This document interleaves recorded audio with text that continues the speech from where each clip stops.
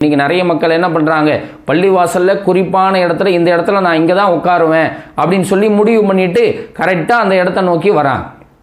அப்படி நாம் பள்ளிவாசலில் குறிப்பான இடம், இது எனக்காக முகர்ரர் செய்யப்பட்ட, எனக்காக நான் இங்கே உட்கார இடம் அப்படின்னு சொல்லி நம்ம பள்ளிவாசலில் எந்த இடத்தையும் இந்த இடம்னா இவர் தான் உட்காருவார் அப்படின்னு சொல்லி நாம் முடிவு பண்ணக்கூடாது.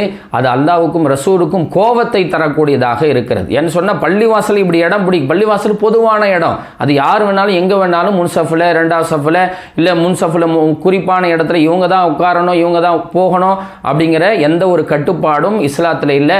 அனைவரும் சமம் என்கின்ற பேச்சுகளை நாம தான் பேசுகிறோம். ஆனால் பார்த்தீங்கன்னு சொன்னால் அந்த தொழுகையினுடைய சமயத்தில் இல்லை இது மாதிரி முக்கியமான இடங்களில் யாராவது ஒருத்தர் சாதா சீதாவான ஆள் வந்து முன்னால் நின்றுட்டாரு, அல்லது நாம் மாமூலாக உட்கார இடத்துல ஒருத்தர் உட்காந்துட்டாருன்னு சொன்னால் அல்ஹம்துலில்லாஹ் உட்காந்துட்டாரு, இன்னைக்கு அடுத்த வக்தில் நாம் பார்த்துக்கலாம், நாம் உட்காந்துக்கலாம், கொஞ்சம் முன்னுக்கே வந்துட்டால் நமக்கு அந்த முன்சஃப் கிடைக்க போகுது அப்படிங்கிற